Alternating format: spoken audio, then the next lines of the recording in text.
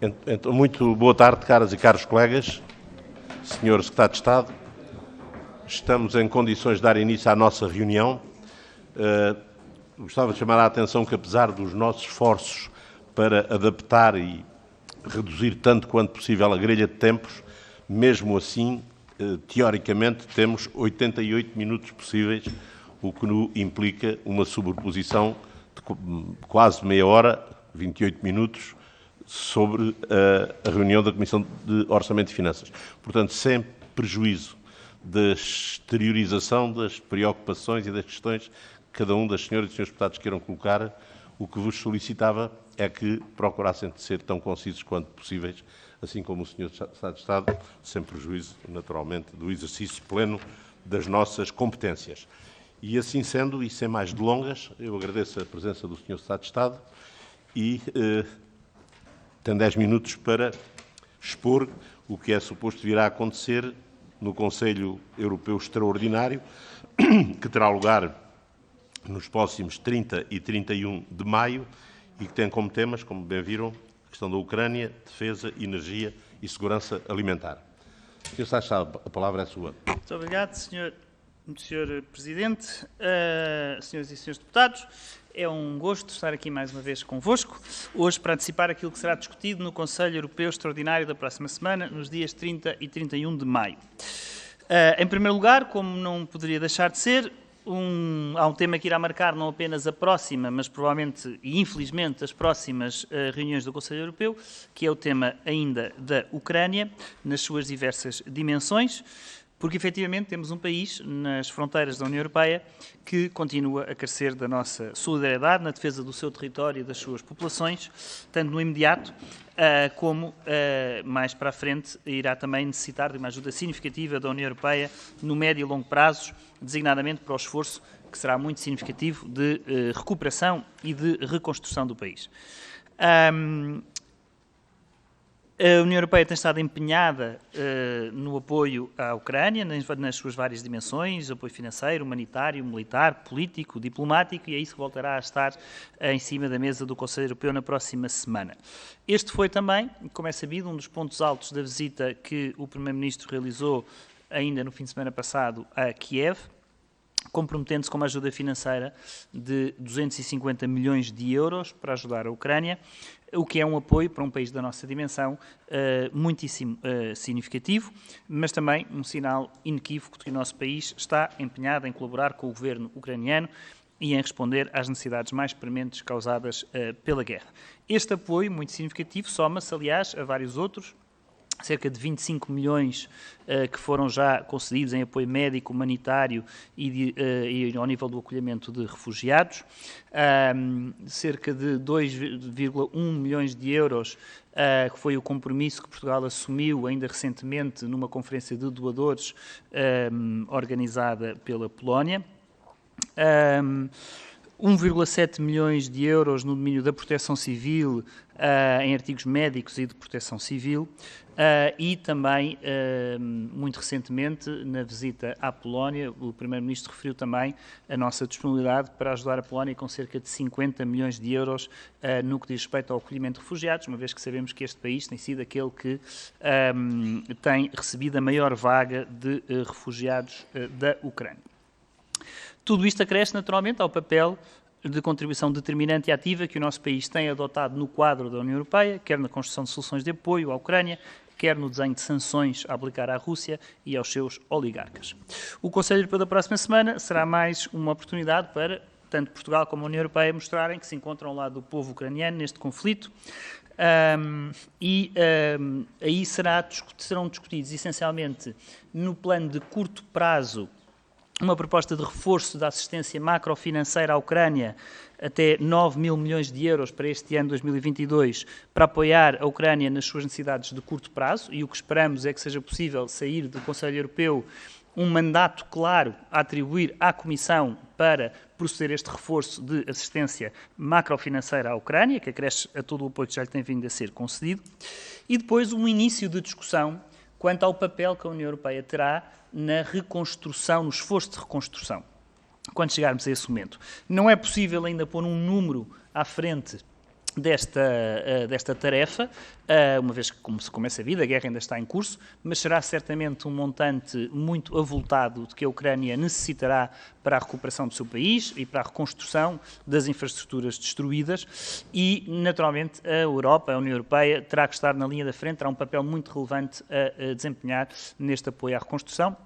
A Comissão apresentou na semana passada algumas ideias iniciais, essencialmente quanto à estrutura de governação deste apoio e, portanto, a ideia de criar uma plataforma de reconstrução juntamente com a Ucrânia, inspirada um bocadinho no modelo dos programas de recuperação e resiliência, na medida em que prevê, neste caso, não propriamente investimentos, mas financiamento à reconstrução, mas também reformas e um acompanhamento próximo da evolução e dos desenvolvimentos em matéria, quer da despesa aplicada na reconstrução, quer das reformas associadas, e, portanto, este modelo será matéria de debate, uma primeira discussão no Conselho Europeu.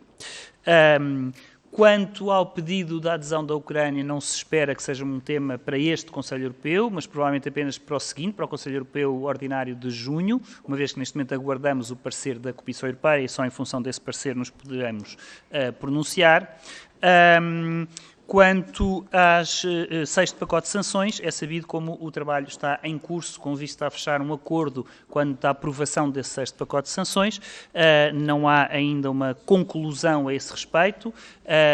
Em princípio, não é suposto que o tema esteja na agenda do Conselho Europeu, mas sim que seja resolvido, bom, idealmente até lá, mas se não puder, em qualquer caso, que seja resolvido fora do Conselho Europeu, uma vez que os temas que estão em cima da mesa não são de desacordo político, mas essencialmente de detalhe técnico, como ontem a Presidente da Comissão teve a oportunidade de esclarecer.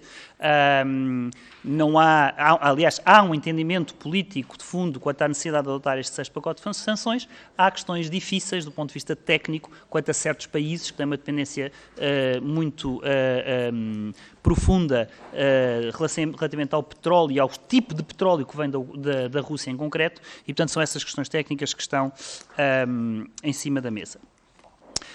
Em segundo lugar, e ainda relacionado com os efeitos da guerra, o Conselho Europeu irá discutir pela primeira vez o plano REPowerEU. Este é um plano da maior importância no domínio energético, que, aliás, se cruza com um outro tema que já temos vindo aqui a falar, que é todo o pacote de medidas Fit for 55, envolvendo, aliás, enfim, um acrescer de ambição em relação a algumas das suas metas. Nós acolhemos com satisfação este plano que a Comissão apresentou também na semana passada e designadamente as referências que nele constam às interligações energéticas, embora julguemos que é preciso ir mais longe e que se pode e deve ir mais longe nesta matéria, com vista a tornar a Europa menos dependente da Rússia e a reforçar a sua autonomia estratégica, as interconexões energéticas e uma maior interligação para podermos ter um verdadeiro mercado europeu de energia são peças absolutamente essenciais para esse objetivo e, em particular, as interligações Portugal, Espanha, França. Este investimento necessita de tempo, necessita de financiamento, mas necessita sobretudo de vontade política, e é isso que esperamos ver consagrado nas conclusões do próximo Conselho Europeu, e é isso que Portugal e Espanha irão fazer notar, marcando desde cedo a nossa posição comum e mostrando à União Europeia as potencialidades da Península Ibérica, quer para já como porta de entrada de gás alternativo aos fornecimentos da Rússia, quer em breve na produção e disponibilização de hidrogênio verde e de outros gases renováveis.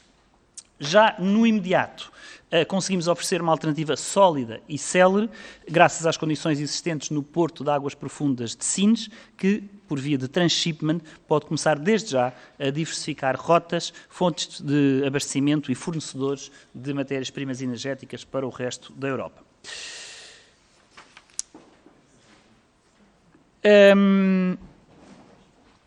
Em terceiro lugar, a guerra na Ucrânia levou a União Europeia a repensar as questões relacionadas com a sua política de defesa. Neste contexto, a União Europeia necessita de melhorar as suas parcerias, reforçar a sua resiliência, aumentar a sua capacidade de segurança e defesa através de mais e melhores investimentos e, sobretudo, corrigir algumas lacunas que este conflito evidenciou.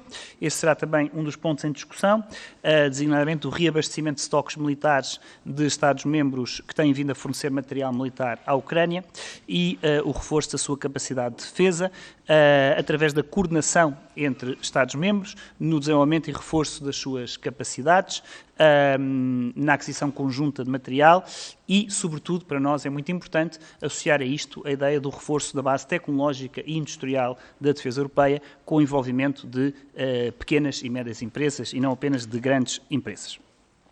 Em quarto e último lugar, os líderes irão debruçar-se sobre a segurança alimentar.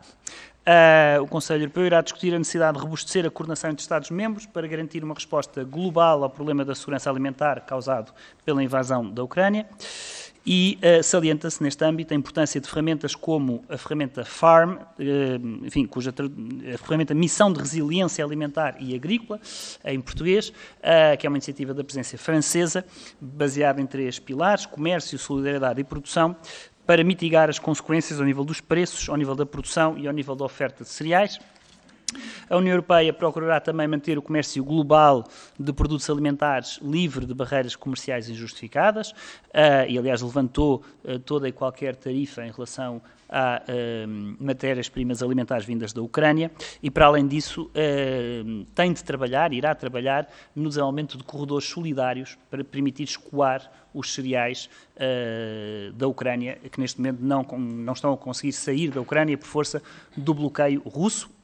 A Comissão apresentou também uma comunicação a este respeito, sobre estes corredores solidários, na semana passada, e é um tema de desenvolvimento muito importante, não só para a Europa, ou até eu diria mais do que para a Europa, para o mundo em desenvolvimento, para os países em desenvolvimento. Há países bastante vulneráveis e frágeis que dependem, de facto, destes cereais para a sua alimentação e, portanto, podemos ter um problema de fome no mundo, não na União Europeia, felizmente, e, portanto, este é um problema global em que temos também que dar o nosso contributo e fazer um esforço significativo para evitar esse que seria um efeito secundário desta guerra, absolutamente, digo efeito secundário, mas na verdade para muita gente seria um efeito verdadeiramente primário, desastroso, de alastramento da fome no mundo, que é preciso evitar.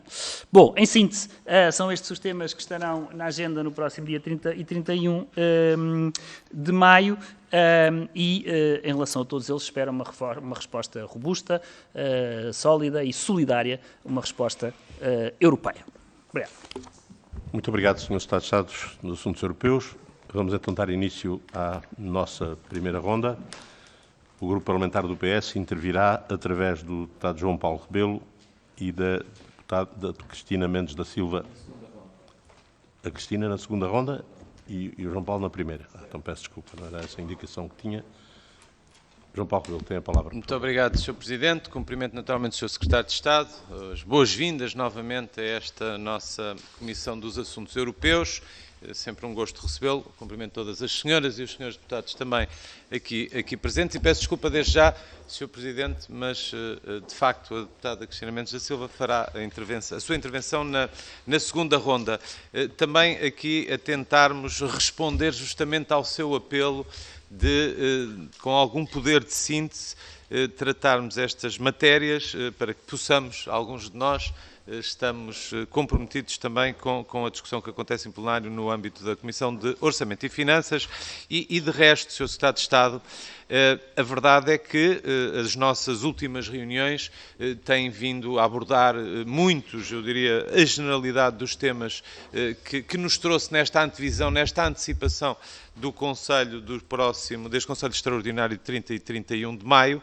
Nós não poderíamos estar mais de acordo que, evidentemente, o Governo português deve continuar, no fundo, na senda do que vem a fazer, que é demonstrar um apoio inequívoco, de facto, a este país que sofre os horrores da guerra e desta invasão injustificada e que precisa, de facto, de solidariedade. De solidariedade, eu tenho tido a oportunidade de o referir também já por diversas vezes que não se, digamos, não se enquadra apenas nas palavras, não se enquadra apenas digamos, em algumas proclamações. Tem sido objetivo o apoio que a Ucrânia tem recebido e, muito concretamente, tem sido o objetivo o apoio que a Ucrânia tem recebido de Portugal.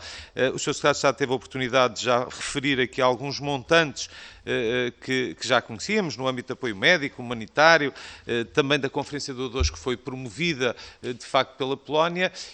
Agora, desde a última vez que esteve aqui connosco, há este dado novo da visita que o Sr. Primeiro-Ministro fez a Kiev e, portanto, do anúncio a efeito deste apoio que eu acho que deve ser sublinhado, porquanto quando estamos a falar de 250 milhões de euros para um país, enfim, como é o nosso país, como é Portugal, entendemos de facto que a solidariedade está verdadeiramente a ser exercida, é um apoio de facto significativo e que acresce, eu tenho feito várias vezes, porque acho que é importante referi-lo, a todo um apoio que, no fundo, todos os cidadãos portugueses, todo o nosso tecido económico acaba por estar a dar também fruto de um conjunto de sanções que estão a ser aplicadas à Rússia, que têm um impacto direto na vida de todos nós, como sabemos, e esse também, enfim, não absolutamente mensurável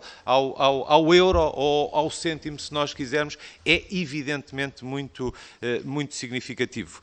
O Sr. Secretário de Estado teve a oportunidade de o transmitir aqui e, de facto, além deste apoio de curto prazo que tem vindo a ser prestado e que vai continuar a ser prestado e reforçado do ponto de vista macrofinanceiro, há de facto, e saudamos também, que o Conselho comece este trabalho de pensar o que vai ser necessário para, digamos, uma estrutura de apoio, no fundo, à reconstrução da Ucrânia.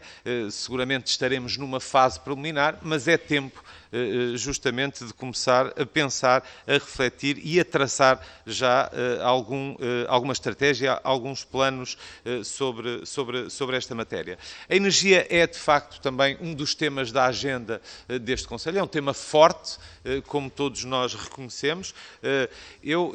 Esta semana tivemos a oportunidade de reunir com um grupo de eurodeputados, ontem mesmo, aqui no Parlamento português, e registrei particularmente uma intervenção de um deputado, de um eurodeputado, que a determinada altura diz que há mais de 20 anos que andamos a discutir, de facto, a questão das hiperligações, do problema, de facto, que estava já muito identificado, desta dependência excessiva ao nível da energia, concretamente da Rússia, e, portanto, é mesmo tempo.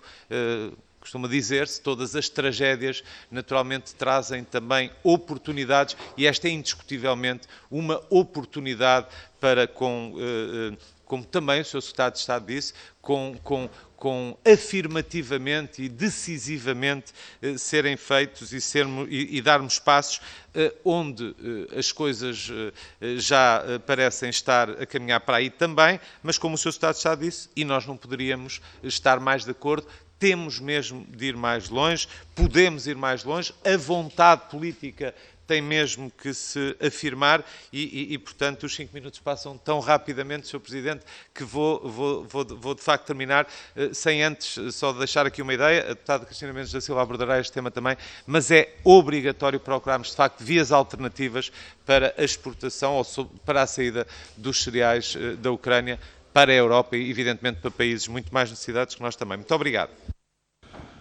Muito obrigado, Sr. Deputado. Tem agora o Sr. Secretário de Estado até 5 minutos para dar a resposta devida. Muito bem, muito obrigado, Sr. Presidente. Sr. Deputado João Paulo Rebelo, refere-se a dois dos temas mais importantes que estarão, de facto, na agenda do próximo Conselho Europeu.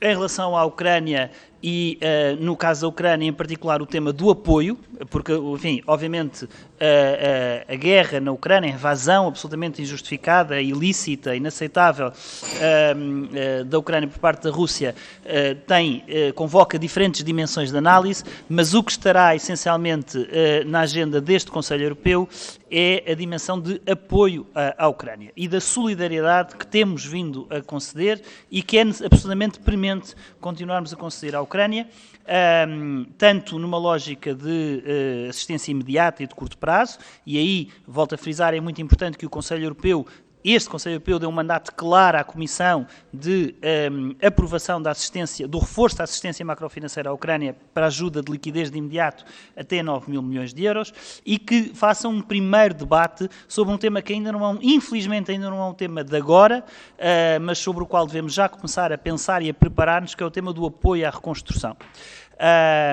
E nisso a Comissão Europeia tem já algum trabalho de casa feito e é importante também que os líderes dos 27 países discutam essa matéria, que vai envolver um esforço muitíssimo avultado, mas ao qual, obviamente, a União Europeia não pode senão estar presente, também com outros parceiros internacionais, naturalmente, no plano multilateral, mas a União Europeia tem uma responsabilidade especial de apoio à Ucrânia.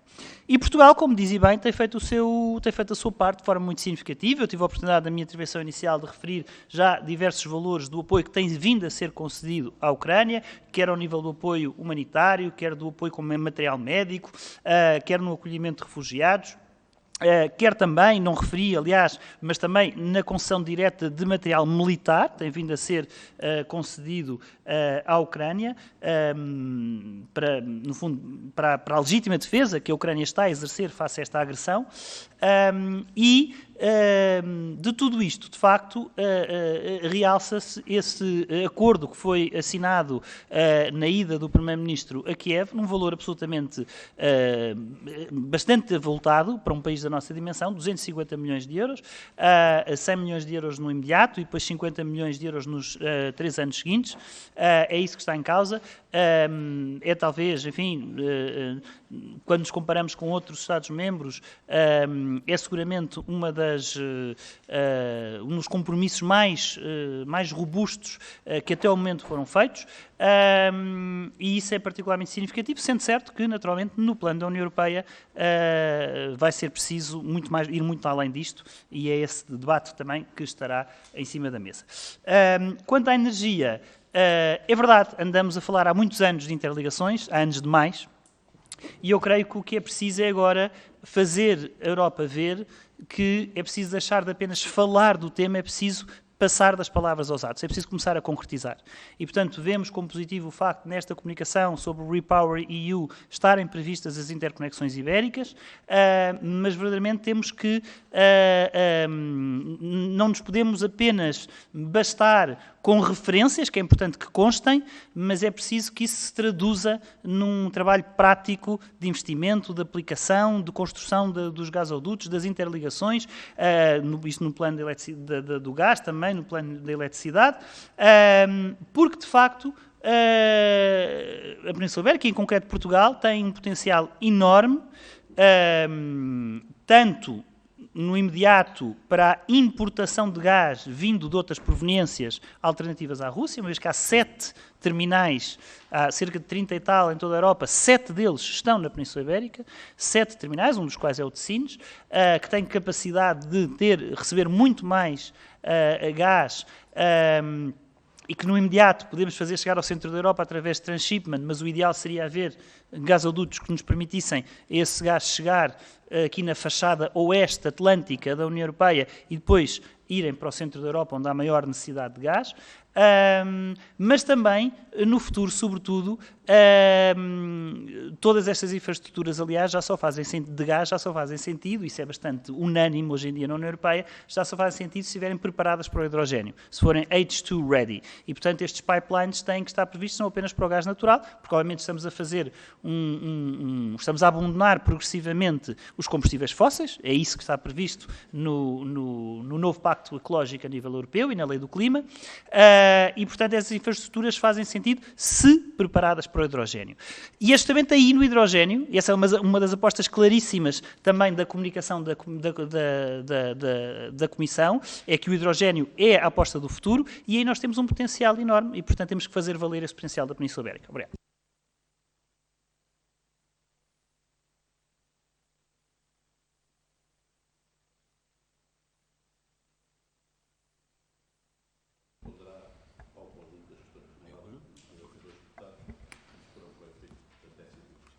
Muito obrigado, Sr. Presidente, Sr. Secretário de Estado, caros colegas. Agradecendo a sua disponibilidade para nos vir antecipar um pouco aquilo que vai acontecer no Conselho Europeu Extraordinário de 30 e 31 de maio, seguindo a sua interpretação lógica do que nos trouxe aqui, eu gostaria de lhe abordar dois temas em concretos. Um, que tem a ver com as medidas sancionatórias à Rússia e de apoio à Ucrânia, obviamente, e que, em nossa opinião, deverão servir, e permita-me, Sr. Secretário de Estado, que não comungamos da mesma forma que o Sr. Secretário de Estado nos trouxe aqui uma visão tão otimista, dizendo que são questões mais técnicas do que propriamente políticas. Eu parece-me que, quer queiramos, quer não, elas vão cair sempre em questões políticas. Se não forem numa resolução mais imediata de algumas das soluções que estão em vista, eu penso que aquilo que, numa visão mais futurista daquilo que serão medidas que deveremos acautelar até para o futuro da União Europeia, porque aquilo que nos está a acontecer, que todos lamentamos, deve servir também para que a União Europeia crie uma linha de rumo e uma estratégia diferente face àquilo que tem sido até agora e aproveitar esta, se pode chamar assim, aproveitar esta desgraça que está a acontecer para tomar um conjunto de medidas que sejam mais solidárias para a União Europeia. E neste conjunto de medidas, para além das questões energéticas que já abordarei a seguir, eu vincava aqui as questões económicas também. E as questões económicas não devem restringir-se apenas naquilo que são as medidas sancionatórias para a Rússia, mas também perceber aquilo que são as medidas económicas com visão de futuro. Por exemplo, neste momento, alguns países que estão com alguma dificuldade no cumprimento da divisão do 6º pacote de medidas sancionatórias, como é o caso da Hungria ou da República Checa, eles têm uma dependência económica muito grande da Rússia, porque as suas exportações estão muito vinculadas para aquele país. E, portanto, aquilo que devemos pensar nestes conselhos europeus é o que é que a União Europeia pode premeditar para o futuro, para se proteger ela própria na sua economia interna. Na segunda vertente, a questão da energia. O PSD vê com bons olhos esta questão do Repower EU, obviamente que é muito positivo, mas ficamos com muitas dúvidas sobre aquilo que aí vem, porque, ao contrário do otimismo do Sr. Secretário de Estado, não sabemos muito bem ainda de onde é que vem este financiamento. E se este financiamento vem da política de coesão e do Fundo de Desenvolvimento Rural, então aqui Portugal tem muito com que se preocupar.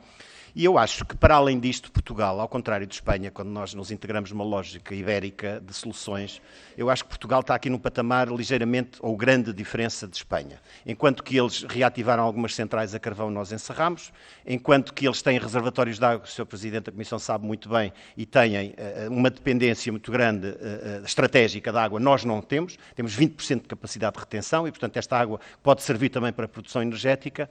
Eu acho que esta oportunidade para Portugal, e eu lamento muito não tenho ouvido da parte do Sr. Secretário de Estado, deveria significar uma oportunidade de investimento de grande monta naquilo que são algumas das principais lacunas no setor energético em Portugal. Muito obrigado.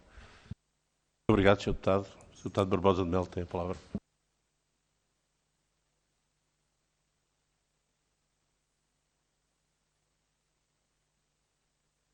Peço desculpa, pensei que ainda estava ligado. Vou rapidamente, vou meter ao assunto. Vou agora fugir um bocadinho a este assunto e há um outro aspecto sobre o qual nós, e julgo que todos nós, nesta mesa, gostaríamos de saber um pouco mais. Que é, nós ouvimos, enfim, está tudo em turbulência na Europa e no mundo, já sabemos, é um tempo estimulante, é verdade, para nós vivermos todos, não é? Sentimos que podemos fazer uma diferença.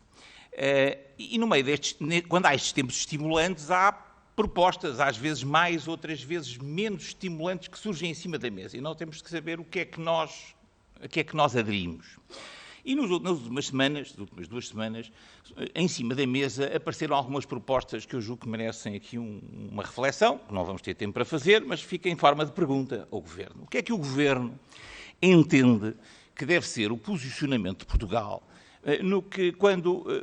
naquilo que se refere às afirmações recentes do Presidente Macron e já agora do Sr. Michel, sobre esta ideia de uma comunidade política ou comunidade geopolítica europeia, uma espécie de clube de acesso à União Europeia, que não é ainda a União Europeia, uma espécie de Conselho de Europa à la carte, uma coisa assim, onde entrariam todos e depois devagarinho iam entrando para a União Europeia. Qual é o posicionamento que o governo português entende que Portugal deve ter nesta matéria?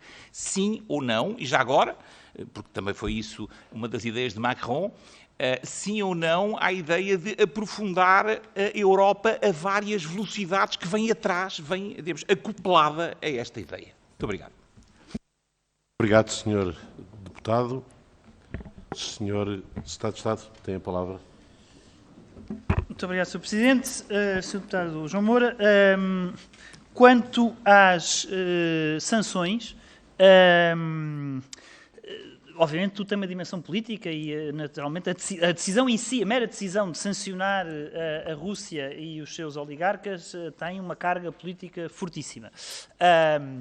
E é politicamente muito significativo que esteja sido já possível aprovar por unanimidade os 5 pacotes de sanções que estão já em vigor e que haja, como referi, um entendimento de princípio quanto à necessidade de avançar para este 6º pacote, que avança já para o petróleo.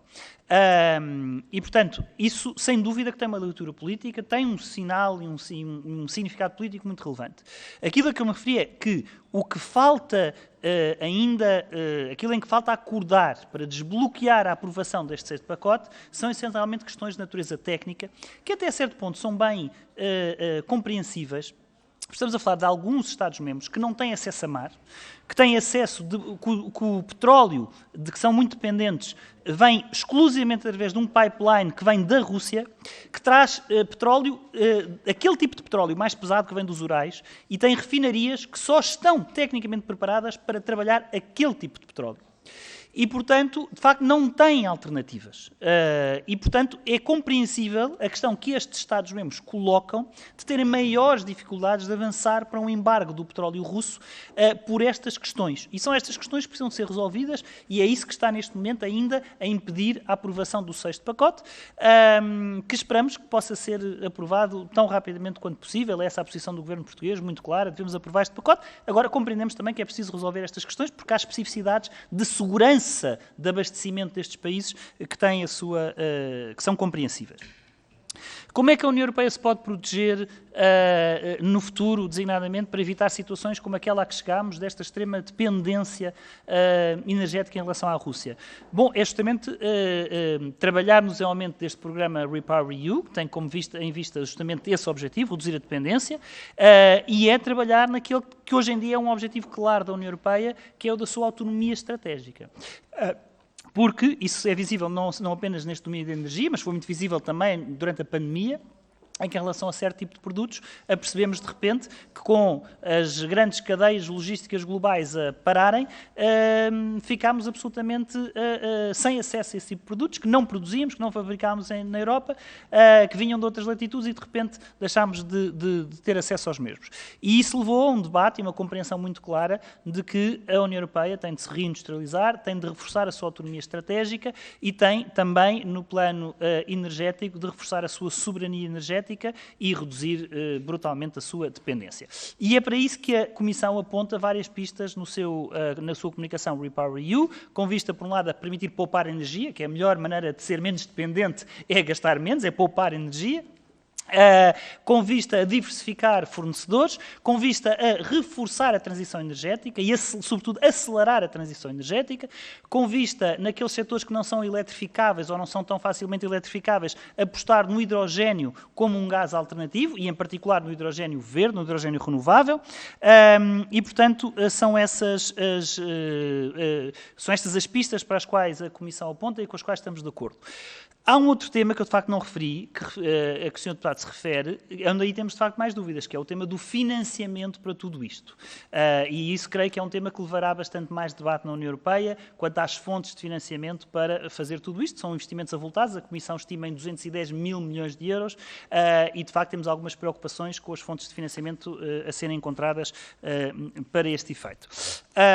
Quanto à necessidade de investimento nas nossas lacunas de energia, pois a grande aposta é justamente o hidrogênio, e para isso temos muita água. Felizmente temos muito sol, temos muita água, podemos utilizar designadamente a água do mar para o efeito, isso está previsto designadamente em alguns projetos que estão neste momento em preparação ou em desenvolvimento, e portanto com água abundante e com sol abundante podemos de facto ter um papel muito relevante neste domínio do hidrogênio.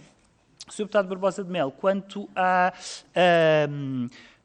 esse debate que foi iniciado pelo Presidente Macron no dia 9 de maio, é um debate que não estará na agenda deste Conselho Europeu, mas sobre o qual teremos certamente muita oportunidade de falar, porque em princípio estará na agenda do Conselho Europeu de junho. Haverá um ponto sobre a Wider Europe, em que designadamente será incontornável referir, ou haver um debate sobre essa proposta que no fundo prevê a dita Comunidade Política Europeia, um modelo alternativo que poderia acolher eventualmente a Ucrânia, eventualmente outros países.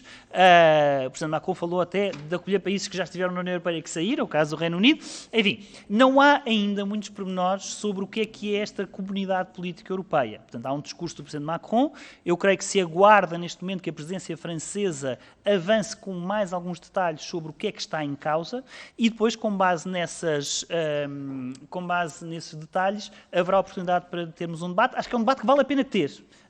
Seguramente é um debate que vale a pena ter. Teremos muita oportunidade para falar sobre ele, porque ele vai seguramente marcar a agenda europeia nos próximos tempos. Obrigado. Muito obrigado, Sr. Secretário de Estado. Deveria dar agora a palavra ao nosso Vice-Presidente Bernardo Blanco. Ele veio aqui informar-me que tencionava intervir, que tinha um outro compromisso, que ainda viria à reunião, mas não estando presente, dou a palavra com todo o gosto à nossa colega Diana Ferreira, do Grupo Parlamentar do PCP. Muito obrigada, Sr. Presidente. Cumprimento os Srs. Deputados e cumprimento também o Sr. Secretário de Estado dos Assuntos Europeus, agradecendo também desde já, além da intervenção inicial que fez, algumas notas que também colocou ao longo das respostas que foi dando a outros grupos parlamentares, e sendo que há aqui algumas questões até concretas que da parte do PCP gostaríamos de colocar, e nomeadamente no que se refere à questão dos próprios refugiados. O Sr. Secretário de Estado falou do apoio aos refugiados ucranianos, o apoio humanitário, que naturalmente tem que ser assegurado face à situação de guerra e face ao sofrimento, naturalmente, que os povos estão sujeitos, mas importava também perceber, até porque os Estados-membros da União Europeia têm acolhido um alargado número de refugiados provenientes de vários países, de situações de guerra, em situações também de requerentes de asilo, migrantes que chegam também aos países dos Estados-membros e que continuam a acontecer ao mesmo tempo que existe também a situação de guerra na Ucrânia, com as consequências de refugiados que existe também dessa situação de guerra. Importava também saber se esta questão dos refugiados de forma mais alargada, além naturalmente da situação dos refugiados ucranianos, vai ser algo que também da parte de Portugal será suscitado no próximo Conselho Europeu. O Sr. Secretário de Estado falou também do plano REPowerEU, tentando resumir de alguma forma as palavras que colocou. Se tiver interpretado mal, o Sr. Secretário de Estado corrigir-me-á, mas no fundo num plano de uma soberania energética da União Europeia face a dependências externas que existem. Pronto, e colocando, e já tivemos a oportunidade também de o dizer, que as dependências externas que existem não se resolve transferindo essas dependências para outros pontos do globo. A questão da soberania soberania, da independência energética é absolutamente determinante e nós colocamos esta soberania e independência energéticas ao nível do nosso país, porque entendemos que as soberanias e as independências de cada um dos Estados-membros são também absolutamente determinantes e que também não podemos garantir a nossa soberania e independência neste âmbito se transferirmos essas dependências que hoje temos de alguns países para outros países, mesmo dentro da própria União Europeia. Temos defendido a necessidade da reindustrialização também no nosso país, preocupações que já colocamos noutros momentos e noutras audições que tivemos com o Sr. Secretário de Estado, mas que insistimos porque são problemas que persistem e que não vemos caminhos e compromissos a serem assumidos neste sentido da reindustrialização de uma forma efetiva. Até porque, e mesmo no âmbito das matérias das energias renováveis, que também já foram abordadas noutros momentos pelo Sr. Secretário de Estado, as políticas que são também seguidas por parte da União Europeia continuam a ser políticas de entrega destes setores a multinacionais, que dominam o setor e que operam também em vários países, no processo de privatização do setor energético, que da parte do PCP não acompanhamos especialmente no que se refere naturalmente ao nosso país, sendo que Portugal tem um conjunto de recursos energéticos tremendamente favoráveis ao longo da costa, também nos seus arquipélagos, que podem e devem ser salvaguardados e que podem e devem ser orientados para o desenvolvimento económico, social e ambiental do nosso país e que também está naturalmente ao serviço da elevação da qualidade de vida das populações. E importava também saber se esta é uma matéria que será abordada desta forma por parte do Governo no próximo Conselho Europeu, além do que também já temos colocado e que, como temos colocado, me escuso de repetir, relativamente a outras matérias de energia, como a eletricidade, o gás, mesmo os combustíveis, em que a questão do controle de preços assume uma especial importância no atual momento, face ao brutal aumento do custo de vida, e além do que já abordamos em relação às questões do gás, importava naturalmente esse mesmo controle de preços em relação a outras dimensões do setor energético. Para terminar, em 30 segundos, sobre a soberania alimentar, em que o que entendemos é que é absolutamente determinante garantir apoios para os setores produtivos, nomeadamente pequenos e médios produtores agrícolas e também um incentivo significativo à nossa produção nacional, reduzindo dependências externas que temos e garantindo a soberania alimentar do nosso país, como defendemos que deve ser garantida a soberania alimentar de cada um dos Estados-membros da própria União Europeia. E também isto era uma matéria que gostaríamos de saber de que forma é que o Governo abordará na próxima reunião. Muito obrigada. Muito obrigado, Sra. Deputada. Sr. Deputado sabe. Muito obrigado, Sr. Presidente, Sr. Deputado Diana Ferreira. Quanto à temática dos refugiados, eu creio que talvez um dos aspectos mais positivos do que se passou, enfim, dos infelizes acontecimentos dos últimos 3 meses, foi uma mudança de abordagem em muitos Estados-membros da União Europeia relativamente ao tema do acolhimento de refugiados. Portugal, como é sabido, tem tido uma postura ao longo do tempo muito solidária, muito aberta nessa matéria. Não é o caso, infelizmente, de todos os Estados-membros. Há, aliás, vários diplomas neste momento em discussão no plano europeu que estão bloqueados porque não tem sido possível fazer avanços significativos nesse dossiê das migrações e dos refugiados. E alguns dos países até mais renitentes têm sido aqueles que agora têm mostrado uma postura mais aberta a acolher refugiados vindos da Ucrânia. O que é importante é que, naturalmente, isso não se fique só agora por este acontecimento e por estes refugiados desta circunstância conjuntural particular e que verdadeiramente se materialize numa mudança de abordagem em relação a esta temática em geral. Isso é o ideal, é aquilo que nós defendemos. Foi muito positivo aquilo que aconteceu. Foi mobilizada pela primeira vez na União Europeia o regime de proteção temporária, já existia há alguns anos, mas nunca tinha sido aplicado, foi imediatamente aplicado, tem vindo a haver exemplos de grande solidariedade, naturalmente que não devemos ficar apenas pelos refugiados da Ucrânia, e essa deve ser a atitude que, em geral, deve ser adotada em relação a quem foge de cenários de guerra, de cenários de perseguição, de cenários de terror, como existem, infelizmente, noutras partes do mundo. Quanto à questão energética, bom, tem razão. Não, idealmente, enfim, não devemos substituir a dependência de uns pela dependência de outros. Mas aqui temos de discutir diferentes planos.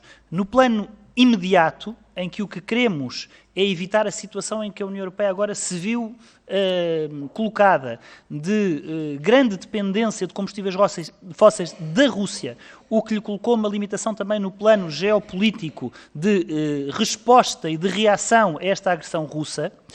Para responder no imediato, é preciso encontrar outro tipo de fornecedores, diversificar as rotas, as fontes de energia e os fornecedores, para não estarmos tão dependentes da Rússia. Mas aí, ainda durante algum tempo, na perspectiva dos combustíveis fósseis, porque a transição energética também não se faz da noite para o dia. E, portanto, enquanto estivermos ainda dependentes dos combustíveis fósseis, temos que encontrar outros fornecedores desses combustíveis fósseis. Mas claro que essa é apenas a solução de curto prazo, digamos. Não é, de facto, o objetivo final, nem o grande objetivo. O grande objetivo é evitarmos uma dependência em geral, ou seja, podermos passar a ter essencialmente energia endógena, produzida no espaço europeu, na União Europeia. E para isso temos mesmo que fazer a transição energética. Para isso temos mesmo que passar a depender menos de combustíveis fósseis, porque esses infelizmente não abundam na União Europeia, ou pelo menos, enfim, não abundam em toda a União Europeia, mas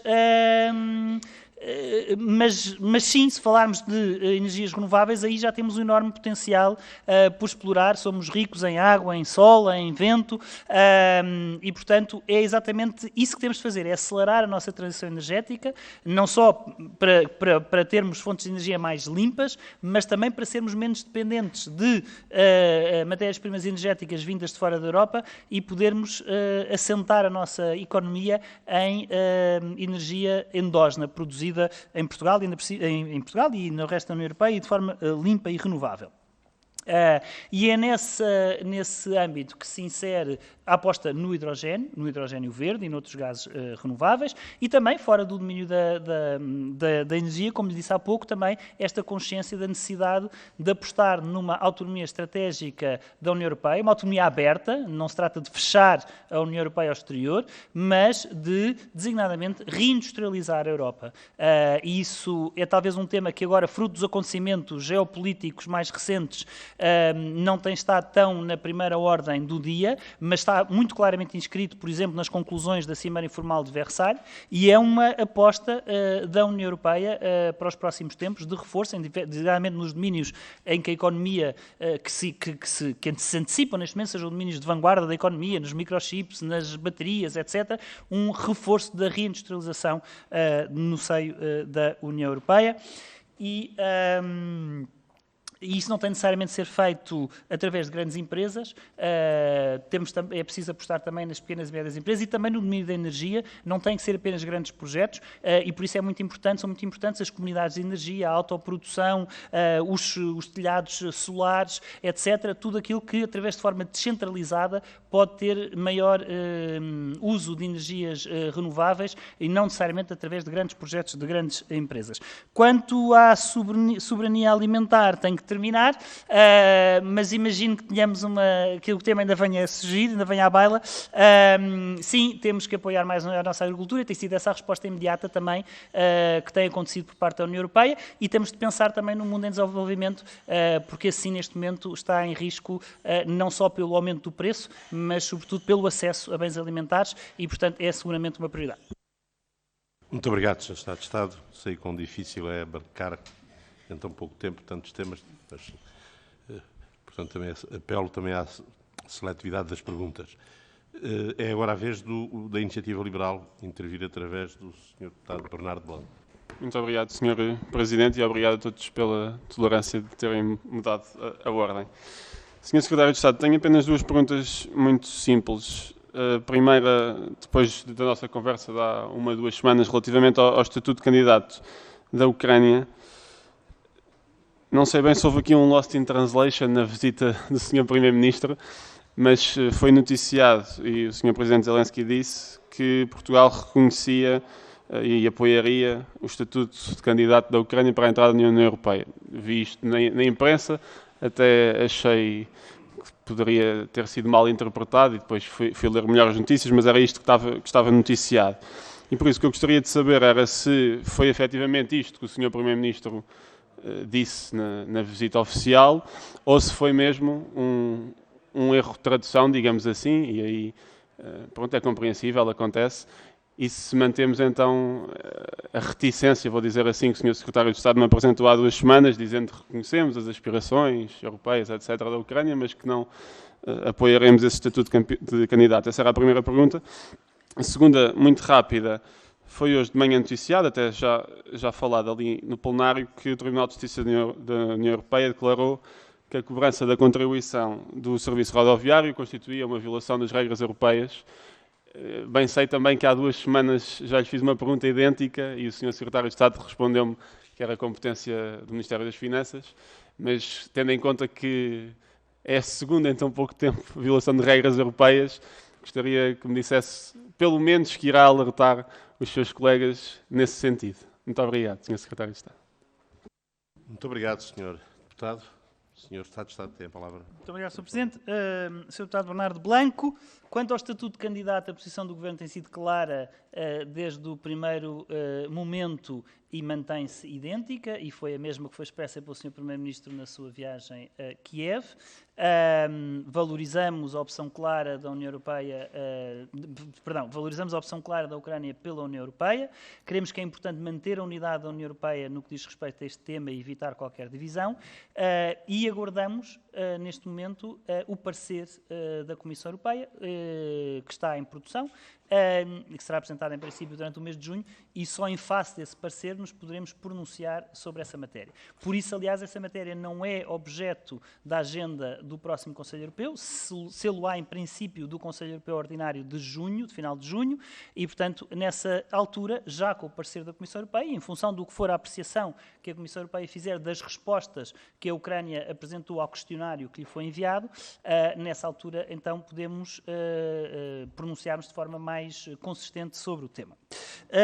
Quanto ao Tribunal de Justiça da União Europeia, eu sei que já teve, sei que o Secretário de Estado dos Assuntos Fiscais, não sei se foi iniciativa do Sr. Deputado ou não, mas sei que já teve a oportunidade de se pronunciar sobre isso esta manhã. É um processo que ainda não está terminado, que ainda não está transitado em julgado.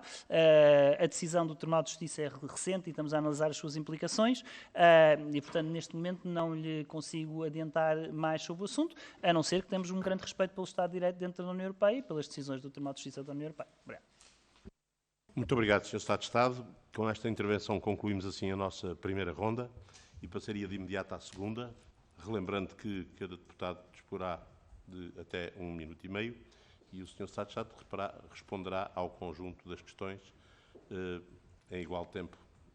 Isso é, em igual tempo, equivalente ao somatório das intervenções individuais. O Grupo Parlamentar do PS tem uma inscrita, a deputada Cristina Mendes da Silva, a quem dou a palavra com todo o gosto. Muito obrigada, Sr. Presidente. Cumprimento o Sr. Secretário de Estado, Sras. Deputadas, Srs. Deputados e o Sr. Secretário de Estado. Gostaria de iniciar para realçar o trabalho que o Sr. Secretário de Estado e o Governo de Portugal têm feito na União Europeia na área que está diretamente ligada à sobrevivência da humanidade, a segurança alimentar. Também na defesa da produção de bens alimentares do nosso país, que tem tudo a ver e que está, em consequência, interligado. De louvar o esforço da Comissão Europeia ao elaborar um plano de ação para ultrapassar o bloqueio dos portos do Mar Negro pela Rússia e assegurar assim que a Ucrânia mantenha integrada nos mercados mundiais. As novas rotas de transporte e cadeias de abastecimento da União Europeia para a Ucrânia vão permitir o retomar da exportação e a capacidade de armazenamento, que é determinante para assegurar os mercados e as possibilidades de armazenar as futuras colheitas e assim não interromper a produção e permitir a normalização possível de acesso e de custo dos produtos alimentares. Pelo que gostaria de perguntar qual o esforço de cooperação que a Comissão teve que estabelecer para que este plano seja concretizado. Gostaria também ainda de ouvir o Sr. Secretário de Estado sobre as últimas políticas da PAC e no que concerne às alterações que foram feitas, como é que nós poderíamos também conseguir cumprir os objetivos do Pilar Europeu dos Direitos Sociais, sobretudo no combate à pobreza, em especial à pobreza infantil, quando nós sabemos que muitos destes alimentos têm a ver com a alimentação das crianças. Como é que nós podemos fazer com que esses alimentos sejam fáceis de acesso a todas as crianças da União Europeia? Muito obrigada. Muito obrigado, Sra. Deputada. Dou agora a palavra ao Sr. Deputado Ricardo Sousa, do Grupo Parlamentar do PSD. Muito obrigado, Sr. Presidente. Cumprimento ao Sr. Secretário de Estado, Srs. Deputados, Sras. e Srs. Deputados. Sr. Secretário de Estado, a guerra na Ucrânia voltou a colocar a questão do alargamento da União Europeia em cima da mesa e, portanto, a invasão russa seguiu-se o pedido de adesão da Ucrânia, reacendendo o debate sobre o alargamento das fronteiras da União. Perante o receio de uma ameaça russa, seguiram-se pedidos de adesão da Moldávia, da Geórgia, também elas antigas repúblicas soviéticas. Existem neste momento 5 países com estatuto de candidatos à entrada na União Europeia: Albânia, Macedónia do Norte, Montenegro, Sérvia e Turquia, entre outros 2 potenciais candidatos. Nos últimos anos o processo arrastou-se sem se afirmar como uma prioridade europeia e o desfecho permanece incerto. O Kosovo e a Bósnia-Herzegovina, por exemplo, encontram-se há vários anos na situação de potenciais candidatos, o que significa que nem atingiram o estatuto oficial de candidato. Ora, a política de alargamento foi durante muito tempo uma das políticas externas mais bem-sucedidas da União. Mas a verdade é que temos assistido nos últimos anos a uma estagnação da política de integração. O motivo principal, do meu ponto de vista, assenta em grande medida na dificuldade dos países cumprirem os critérios de Copenhaga, que determina a elegibilidade das candidaturas. Nos Balcãs, a demora em dar uma resposta, seja aos países que são candidatos, seja aos países potenciais candidatos, tem permitido à Rússia alargar a sua implantação e a sua presença. E, portanto, estamos aqui notoriamente perante um xadrez complexo. E, portanto, neste contexto, Sr. Secretário de Estado, as minhas perguntas eram se considera que deve haver uma aceleração na política de alargamento e como é que encara o governo português os pedidos da Geórgia e da Moldávia, 2 nações que se encontram muito vulneráveis perante as intenções expansionistas de Putin, por não pertencerem nem à NATO nem à União Europeia. Muito obrigado. Sr. Deputado, não tenho pedidos de intervenção de outros grupos parlamentares. Iniciativa Liberal pretende intervir também. Faz favor, Sr. Deputado Bernardo Bolão. Obrigado, Sr. Presidente. Queria só fazer uma pergunta simples, que na ronda anterior não consegui, não me lembrei, desculpe. Relativamente ao ponto 4, se não estou em erro da agenda, relativamente ao tema da energia, nestes 2 dias será também discutida a questão do embargo ao petróleo, com todas as dificuldades já conhecidas, sobretudo do lado da Hungria, e gostaria só de saber qual é a posição que Portugal irá adotar. Já são conhecidas, obviamente, as propostas, inclusive depois para a Hungria e para a Eslováquia de se adiar 1 ano, mas gostaria de saber qual é a posição que Portugal irá adotar. Se será uma posição mais de, irei chamar pressão, digamos assim, ou se irá aceitar a posição húngara. Obrigado. Obrigado. Estão então concluídas as questões da segunda ronda e o Sr. Secretário de Estado tem 4 minutos e meio para lhes dar resposta. Vai ser um desafio. Muito obrigado, Sr. Presidente. Sr. Deputada Cristina Mendes da Silva, a questão da segurança alimentar tem também múltiplas dimensões. Eu dividiria talvez entre a dimensão externa e a dimensão interna à União Europeia. Na dimensão interna, a União Europeia reagiu muito rapidamente com um conjunto de medidas de apoio de emergência à agricultura, designadamente através da mobilização da reserva de crise. Já que falámos disso, no quadro do primeiro pilar, considerámos que não era suficiente, que era preciso mobilizar também o primeiro pilar. Foi possível, felizmente, convencer a Comissão Europeia, que acabou por apresentar uma proposta neste sentido, que foi discutida ainda ontem no Conselho de Agricultura e Pescas, e, portanto, vamos ter também cerca de 50 milhões de euros mais disponíveis para ajudar os nossos agricultores neste quadro de emergência. Isso é muito importante. No plano mais da fragilidade de certos setores e da pobreza infantil, designadamente referiu, impactados pelo aumento do custo da alimentação, porque, de facto, felizmente, na União Europeia não temos um problema de abastecimento nem de acesso, temos um problema de inflação, que, tal como noutros bens, também se reflete nos bens alimentares. A esse respeito, como sabe, foi possível aprovar um apoio ao cabaz alimentar adicional para as famílias que têm prestações sociais mínimas e, portanto, quer no plano social, quer no plano do mercado agrícola e do setor agrícola, tem sido possível agir dentro da União Europeia. E depois há a dimensão externa, que é aquela que nos preocupa mais neste momento, porque, de facto, há países mais vulneráveis para os quais um aumento dos preços da alimentação, dos bens alimentares, pode significar que uma camada significativa da população deixe de ter acesso e, portanto, que passa a uma situação de fome. E esse potencial agravar da fome no mundo é uma matéria sobre a qual, aliás, o Secretário-Geral das Nações Unidas tem referido, é uma preocupação grande das Nações Unidas, da FAO, da União Europeia, e é nesse quadro que se inscrevem várias medidas, a tal iniciativa da presidência francesa FARM, há iniciativas ao nível do G7 também. E há esta preocupação muito grande de permitir ao menos escoar os cereais produzidos na Ucrânia, condenar a Rússia porque aparentemente está a destruir cereais e outros bens alimentares e, para além de estar a destruir, aqueles que não está a destruir, não está a permitir que saiam da Ucrânia. E, portanto, esta importância muito grande de criar corredores solidários alternativos ao bloqueio do Mar Negro que permitam, de facto, escoar estes produtos. Quanto ao Sr. Deputado Ricardo Sousa, e à questão do alargamento. A política de alargamento é, de facto, uma política muito importante, como se refere. É uma política que tem critérios precisos, rigorosos, exigentes e que levam o seu tempo. Temos vindo a referir que Portugal, por exemplo, demorou 9 anos desde o seu pedido de adesão até, efetivamente, aderir à União Europeia. Agora, também é certo, neste momento há vários países, generalmente os Balcãs Ocidentais, que estão há muito tempo à espera, alguns com o estatuto de candidato, outros nem isso. E há agora estes pedidos novos por parte da Ucrânia, por parte da Moldova, por parte da Geórgia.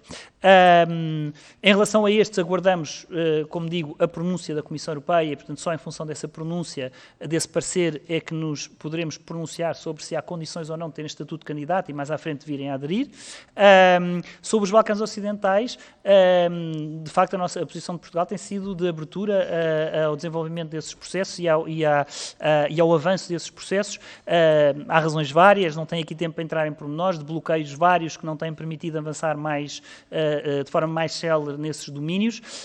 E depois há uma discussão, que já aqui falámos hoje também, que se associa agora a estes temas, que é a discussão sobre a Wider Europe e outras formas, eventualmente, de associação à União Europeia, que não passem necessariamente apenas pela adesão tout court. E, portanto, é certamente um tema sobre o qual teremos a oportunidade de continuar a falar ao longo dos próximos tempos. Quanto ao Sr. Deputado Bernardo Blanco e à questão do 6º pacote de sanções, eu já tinha referido no início que, em princípio, essa matéria não estará na agenda do Conselho Europeu, está a ser tratada desde que foi apresentado o pacote pela Comissão Europeia.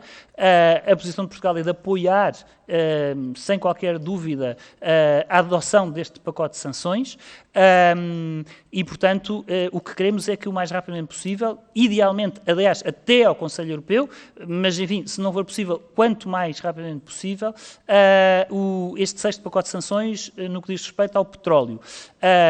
Sabemos que há Estados-membros que têm maiores dificuldades técnicas, essencialmente, de adaptação a este embargo, estão absolutamente dependentes para a sua segurança de abastecimento do petróleo e daquele tipo de petróleo russo e, portanto, é esse trabalho mais técnico que está a ser feito e a nossa posição é de que esse trabalho avance o mais rapidamente possível para que possamos ter esta postura,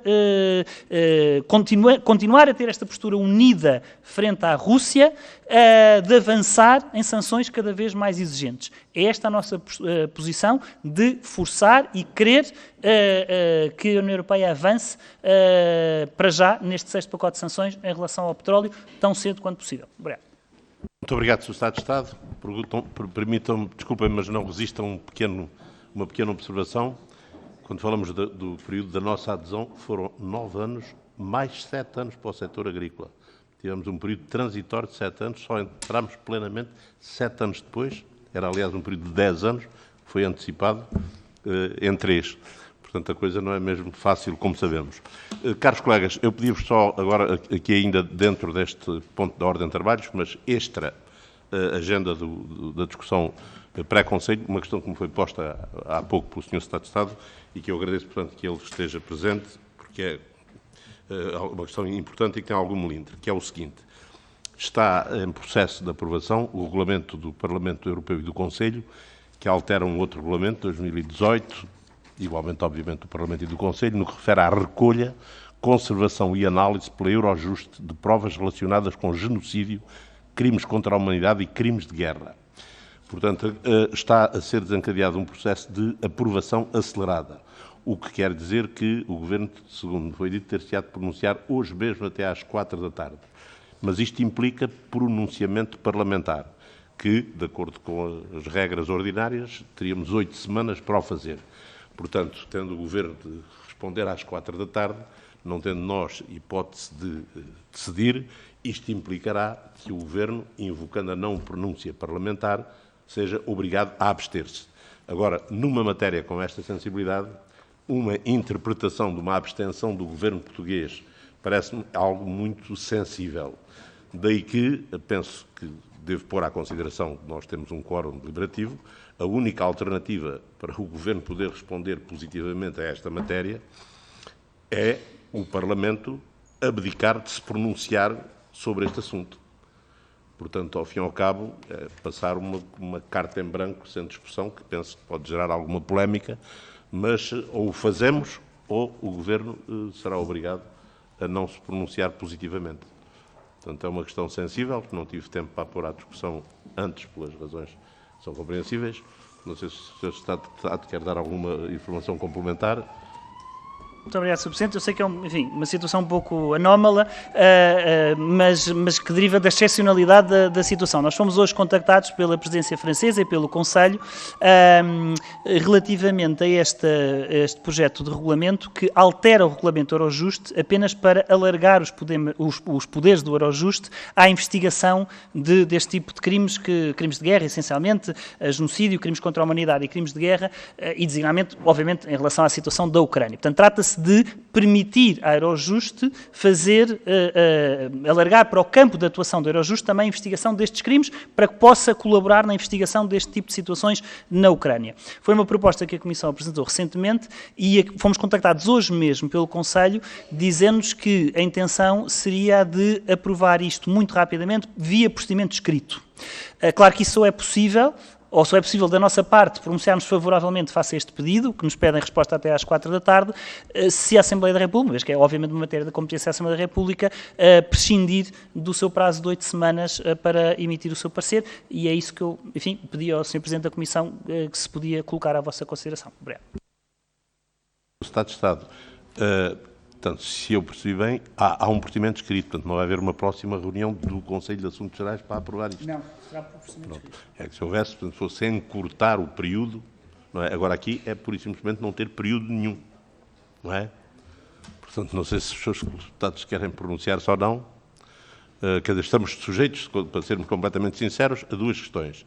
Se dizemos sim, podemos abrir uma polémica, dizer que a Assembleia pronuncia-se sem se pronunciar, não é? Se dizemos não, estamos a impor ao Governo português, numa matéria desta natureza, uma não posição. Portanto, é o dilema com que estamos confrontados e pronto, é uma das duas opções que temos de fazer. Portanto, a vida é assim mesmo. O Sr. Deputado João Paulo Rebelo faz. Bom, Sr. Presidente, muito brevemente, quer dizer, momentos excepcionais obrigam-nos também a condutas muitas vezes excepcionais, da parte do Grupo Parlamentar do Partido Socialista, compreendendo de facto o que está em causa, parece-nos mais gravoso, digamos, o Estado português, através do Governo, não tomar uma posição sobre esta matéria, do que, enfim, e não deixa de estar reunida a Comissão dos Assuntos Europeus, a quem competia efetivamente dar o parecer para o efeito. Temos quórum, julgo que portanto, que esta situação poderia ser ultrapassada, naturalmente com a concordância de todos os restantes partidos, mas a parte do Partido Socialista não vemos com maus olhos que assim seja. Muito obrigado, Sr. Presidente. É uma questão sensível, mas eu julgo que o PSD tem sempre, naquilo que são matérias que representam e que vinculam o país, tido uma posição de salvaguarda, porque, ao fim e ao cabo, é isso que está, em primeiro lugar, em cima da mesa. Dito isto, e é evidente que não nos parece sensato nós obstaculizarmos a uma resposta positiva, até porque o NIN nisto coloca o país, mais do que somente as forças políticas, numa posição delicada, e isso entendemos que ninguém tem esta liberdade nesta fase. Contudo, eu acho que nós devíamos procurar internamente, enquanto Comissão, quer dizer, fazer não é declaração de voto, porque na verdade não há voto, mas quer dizer, fazer um documento que conste e que fique arquivado, 2 para amanhã, dizer sim, senhor, mas os senhores não se pronunciaram, os senhores abstiveram-se de exercer um direito de pronúncia, e eu acho que todos nós na Comissão ficamos desconfortáveis com isso. Coisa diversa é haver um documento dizendo que a metodologia, digamos, foi atalhada face à urgência da decisão e que foi no sentido que foi. Portanto, eu julgo que era importante ficar, digamos, uma posição que nos salvaguardasse também como comissão para o futuro, de quem vier a ler perceba, porque não se incorreu no que está regimentalmente definido, atendeu-se à urgência e atendeu-se ao valor, digamos, superior de deixar confortável o país perante uma decisão dessas. Pronunciar-se, por favor. Para o Sr. Presidente. Não, vou só dizer muito rápido que também face à relevância do tema, e estava aqui a investigar, não parecem matérias menores, obviamente, e algumas até invasíveis de privacidade, e depois isso pode ser discutível face ao trade-off de segurança, se faz sentido ou não, mas agora em meia hora, obviamente, não me consigo pronunciar sobre isto, e por isso tenho dificuldades em dar um cheque em branco, digamos assim.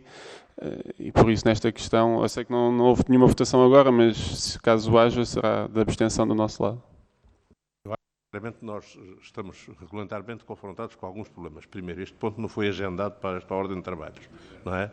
Portanto, estamos a deliberar sobre uma matéria que não constou da ordem de trabalhos e não estão sequer presentes todos os grupos parlamentares, não é? Portanto, isto, qualquer decisão que tomássemos, viria expressa na ata e, portanto, essa ata seria suscetível de nos confrontar com o incumprimento do nosso próprio regimento. Portanto, parece-me que, mais a mais, nem sequer dos grupos presentes há, digamos, consenso, não obstante os 2 maiores grupos terem pronunciado nesse sentido. Eu acho que, de qualquer modo, o Sr. Secretário de Estado também gostaria de ser agradável, mas acho que não temos condições para o fazer. Se houver uma fórmula qualquer de podermos fazer um processo acelerado, não é? Porque uma matéria destas, portanto, isto é matéria, penso que aos serviços que, no caso viesse pelas suas vias normais, seria sempre da competência da primeira comissão. Assim é que cai e iria a comissão. Portanto, isto implicávamos nós definirmos qual era a comissão competente, que neste caso seria a primeira. A comissão competente teria que nomear o seu relator, fazer o relatório, serem remetidos, por mais curtos que estes prazos fossem. Pronto, eu acho que a posição do Governo terá de ser justificada com uma declaração de voto pela nossa posição. Sim, sim. Mas, de qualquer modo, eu sou tudo menos jurista, não é? Portanto... Posso, Sr. Presidente? Enfim, naturalmente que aqui é um tema em que a Assembleia da República é soberana. Queria só esclarecer o que está em causa é a proposta... É uma alteração ao Regulamento 2018/1727 e o número do documento é o 2018/1727. Este é o Regulamento Eurojust, que agora está a ser alterado. E o documento, a proposta da Comissão, o documento COM 2022-187 final. 187? Sim. Eu queria só referir o seguinte. O pedido da Presidência, que não é feito apenas a Portugal, é feito naturalmente a todos os Estados-membros, é expressamente no sentido de se prescindir do prazo de 8 semanas que todos os Parlamentos Nacionais têm para o efeito, ao abrigo de uma previsão que consta do Regulamento do Conselho, que para casos excepcionais pode ser derrogado essa pronúncia no prazo de 8 semanas. Portanto, é isso que a Presidência está a pedir a todos os Parlamentos Nacionais. Mas o que não pode ser derrogado é a nossa lei de acompanhamento, porque isto nem sequer é uma questão do regimento, é uma questão da lei de acompanhamento. Portanto, eu acho que ainda que estejamos todos de acordo, e eu com toda a facilidade votaria favoravelmente, mas acho que não temos condições legais para o fazer. Não é? Pronto, pois claro. Mas de qualquer modo, Sr. Secretário de Estado, todos nós sabemos como é que também são as coisas e os circuitos em Bruxelas. Sim. Sim, e abstendo-nos nós, então, nesse caso, em relação a este levantamento da pronúncia dos Parlamentos Nacionais em relação a 8 semanas, quanto à questão de fundo, em relação à proposta em causa, estaríamos em condições de adotar outra posição que não a abstenção, ou não? Pergunto eu.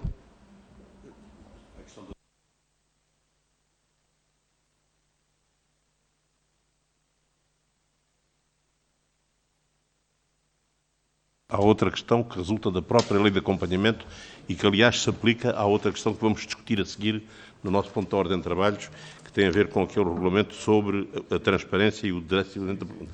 É que o procedimento que eu, portanto, fui agora, por causa disto, obrigado a ver com todos os detalhes, o procedimento implica o seguinte, que era exatamente o que este procedimento implicaria. Implica que hoje nomeemos o relator e que decidamos qual é a comissão competente. Remetemos para a comissão competente, que só reúne no dia 8 de junho. Portanto, só no dia 8 de junho é que esta Comissão vai decidir quem é o relator. Vamos pedir-lhe a máxima celeridade, por forma a que na reunião seguinte, que é 14 de junho, a primeira Comissão possa aprovar e nós próprios. Mas, mesmo assim, isto tem de ser depois remetido ao plenário, não é? E no caso da transparência, vamos ver se conseguimos que isto chegue ao plenário de 17, que é imediatamente antes do Conselho de 21. Portanto, este seria um procedimento exatamente análogo. Não é? Deputado Paulo Diniz, faz favor. Muniz. Mas Diniz não é perto. Não, eu julgo que há aqui uma pergunta relevante. Nós cá escrutinamos esta COM?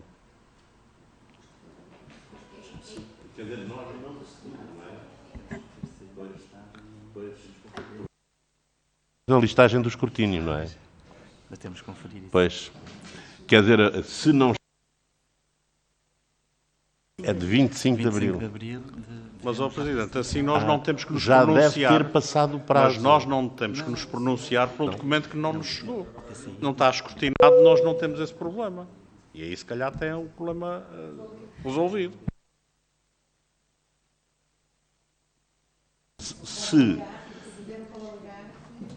Não, o que eu estava a ver é se, porventura, tivesse estado numa lista de escrutínio e tivessem passado as 8 semanas, mas do 25 de abril para cá não passaram as 8 semanas, não é?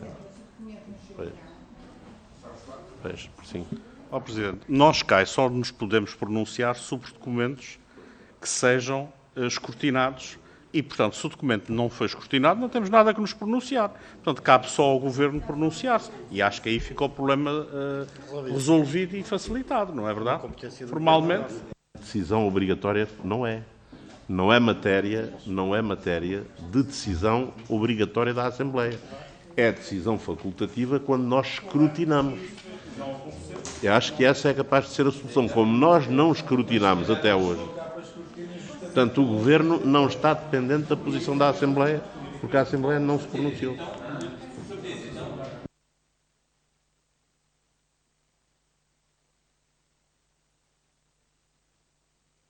Sim. Eles estão-nos a pedir isto para sempre.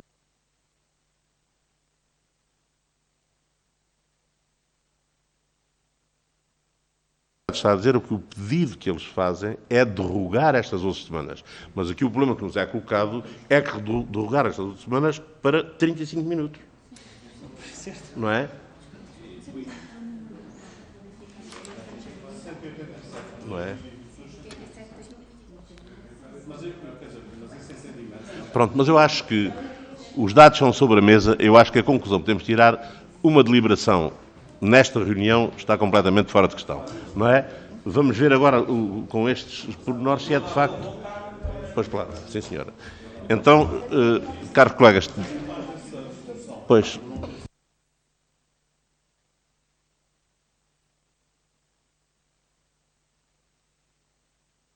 Caros colegas, dou por concluída a primeira parte da nossa...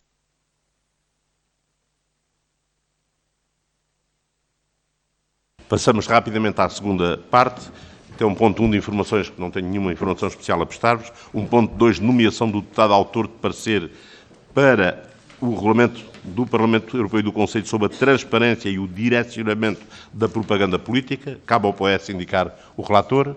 Pergunto se está em condições de o fazer. Estamos em condições, Sr. Presidente. Vai caber ao ilustre deputado Miguel Iglesias. E ao Sr. deputado Miguel Iglesias que fosse tão célere quanto possível.